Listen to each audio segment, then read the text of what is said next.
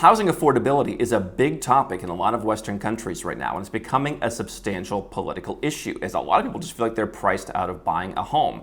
Today, I'm going to tell you how to increase your housing affordability, how to protect yourself from the politicization of this issue, whether you have equity in your home or not, and how to lower your taxes in the process. I'm going to put up a picture of the one home that I owned in the United States. I bought this during the Great Recession at what turned out to be, coincidentally, the worst month during the recession for property prices. I paid $170,000. You can see, even though I wasn't as successful then as I am now, I've always lived somewhat honestly. It was a nice house for a single guy. I had a pool. I felt for $170,000 that was not a bad deal.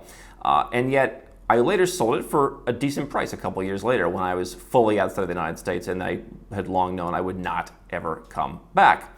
Those folks later sold it for like double what I sold it for, and ever since then you can track it on websites like Zillow, and it's got up even more. That $170,000 house is now nearly $600,000. And if you're someone who's cashed out of that house, I suggest that you do what I did, take that extra money and use it to put money overseas or even buy a house paid for in cash overseas. And so if you have equity in your home and you can take it out, you could buy a house for cash in a tax-free country. You get rid of your mortgage payment. You get rid of a substantial part, if not all, of your tax bill. But I'm going to talk about how you can do that exactly. I'm Andrew Henderson. I'm the founder of Nomad Capitalist. We're a boutique consulting firm that helps 7- and 8-figure entrepreneurs and investors legally reduce their taxes, diversify and protect their assets, and get second passports and other global strategies to live freely in an unfree world. We also host Nomad Capitalist Live. It's the biggest and best offshore conference open to all. So let me give you an example from a viewer of this channel who is from Northern Europe and moved to one of the more affordable countries in Europe, which is Bulgaria. He makes $9,000 or $10,000 a month as a freelance worker. He's able to live in Bulgaria where they have a 10% tax rate, and he's paying about $1,000 a month in tax. So he's left with $8,000 or $9,000 a month. $2,000 in Bulgaria will be a pretty darn good salary, even in the capital. And so let's say he has $8,000 left over. He lives on $1,000, $1,500. He's left with, $6,000, $6,500, $7,000, $7,500 a month. That's the range that he explained.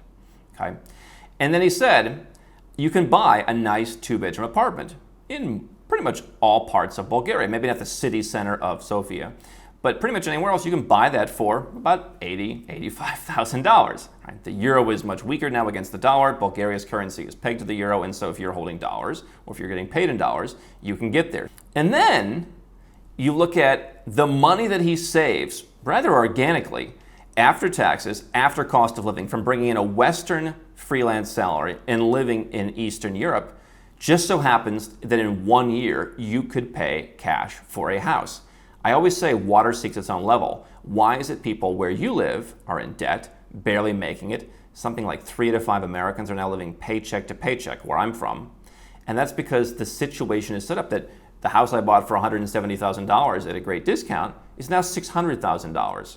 And that is an issue that is driving voters, and they are going to vote to raise your taxes and impose more strict conditions on you and your business. And yet you can go somewhere else and somehow escape that whole system where you just have to be broke. You just have to not have enough money. You just have to get a mortgage because that's the only way to afford a house.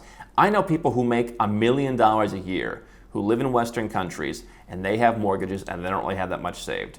That's just how it works. And so if you can get yourself out of that system, then you can thrive. Just take a look at housing prices, for example, in the United States. How much do you need to make to buy a good house in San Jose, California? $331,000. San Francisco, $250,000. New York, $130,000. Boston, $130,000. Let's go to the center of the United States. Kansas City, $61,000. Oklahoma City, $45,000. Memphis, now apparently the most dangerous city in the United States, almost $53,000. Charlotte, increasingly popular, $72,000 and change. So you can see the prices. Phoenix, where I lived, $86,300. That's the price, the annual salary needed to purchase a home. And so what if you could turn that on its ear? What if you could take your growing business, your freelance enterprise, what have you, and move somewhere else where you instantly lowered your tax rate? Yes, even if you're an American, you can structure yourself properly and do that. Let's talk about where. Europe, Bulgaria is a great option because what you're looking for is you're looking for a country that's tax friendly, that allows you to reduce the tax rate you're going to pay, to pocket more of that money, and then allows you a low enough cost of living and low enough housing costs. So Bulgaria is one option that stands out. Not only do you have the capital city of Sofia. You have some smaller cities. You have coast. And so you have Plovdiv, an increasingly popular place for nomads. You've got Bansko, which is where you can buy ski property, and you can buy, there's a time when it was 10,000 euros for a little ski apartment. It's not that much more expensive now. So Bulgaria is certainly an option. That's within the European Union. And by the way, if you're not already a European citizen, you can go there, you can bring your business, you can hire some people, you can get residence in different ways, and you can work towards citizenship. And once you're an EU citizen, if business takes off, you can go and live in other European Union countries. Georgia is another country in Eastern Europe. Housing is definitely more expensive now in anywhere that Russians have gone in the last year. So that would be Georgia, that would be Armenia, that would be Turkey. But Georgia is still relatively affordable. And so you can go there, you can pay 0 or 1% tax, depending on how your business is structured. If you're a freelancer, if you're a business, you can pay legally into the single digits. And so you can, again, save some money because it's extremely affordable to live. Great food, great wine, nice people, great scenery. You can buy a property there. If you took my advice and bought a property there a year ago, you're sitting pretty well right now. And I think in a country like this, property prices will continue to go up. There are parts of northern Portugal where you can buy. Portugal has an NHR tax incentive for the next 10 years. So you're not going to be able to stay there for the rest of your life if you want to reduce your taxes. But you can reduce your taxes at least long enough to buy a property in some of the smaller towns like Braga, where property prices are still somewhat normal. And there's numerous ways to get a residence permit in both Georgia as well as Portugal. Again, if you just have some money, you can get your way in if you're willing to actually spend time there. So there are countries in Europe that are tax-friendly, that are affordable. You may not be living in the center of the center of the center, but you know what? If you're living in Memphis, Tennessee, or Phoenix, Arizona, that's not living in Manhattan. And so let's compare apples to apples. In Asia, certainly a lot of places in Asia are more expensive. Housing affordability was a discussion in China long before a lot of people in the West were talking about it.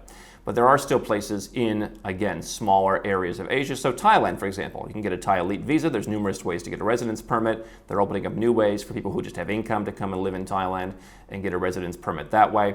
And so parts of northern Thailand, Chiang Mai, Chiang Rai, definitely more affordable. You can legally structure yourself to where if you're handling your taxes properly, if you're handling your money properly, Thailand could potentially, for many people, be tax-free. There are a few caveats, there are a few twists, but with some proper planning, that's what we help people do, you can potentially pay 0 in tax and live there. They'll be happy to have your contribution to the economy. And you can buy a house in some of those northern cities. If you're making $100,000 a year and not paying anything, you could live very affordably, and you could buy a property, no doubt, within a year. Other places in Asia, definitely more expensive. Certainly, Asia is slowly reopening now.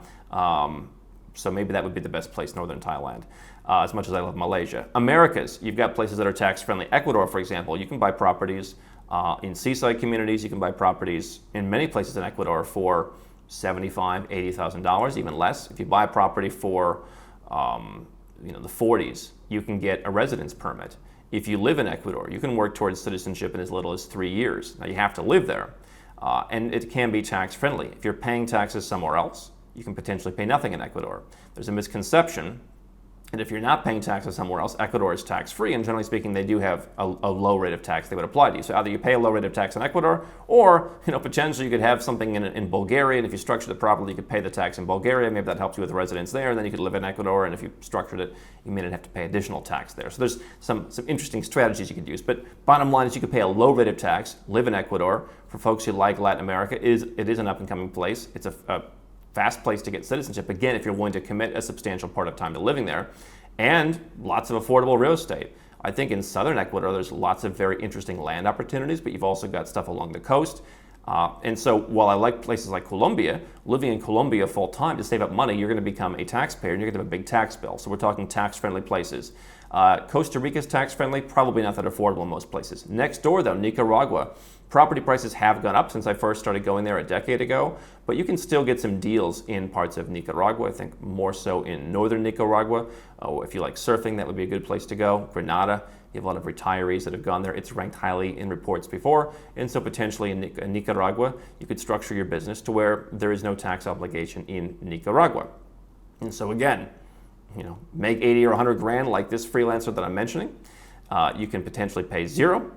Low cost of living, you save up money, you buy a house. So if you do that, and you have a lot more people who are able to work remotely these days, you can save up and buy a house in some cases 6 months, a year, even 2 years. How long would it take you to save up and buy a house in the United States. And by the way, this doesn't only work if you make $100,000. If you make $2 million, right? How many people have $2 million incomes and they're married and they have kids and they're following all the rules of society to keep up with the Joneses? And so their house is really expensive. What if you move that $2 million income somewhere else, cut your taxes from $800,000 down to $100,000?